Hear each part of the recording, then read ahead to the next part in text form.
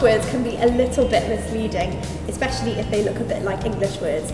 Here are some words that look a bit like English words, but aren't. Moron.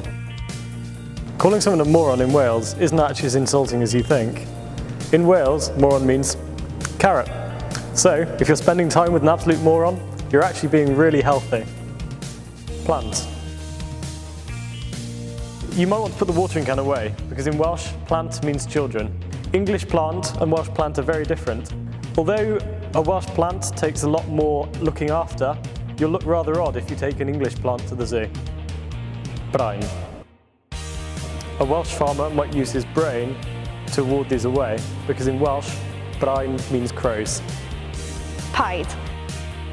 Everybody likes getting paid, but perhaps not always in Wales. Paid in Welsh means don't, as in don't get paid confused with paid in Wales. Hael.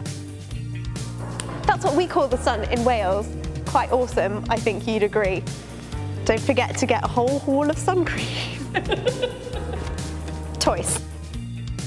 Tois means dough. Tastes much better too, don't you think? Well, that was pretty confusing, wasn't it? So, if you want to be less confused about Welsh words and what they mean, look out for more of our Welsh word videos.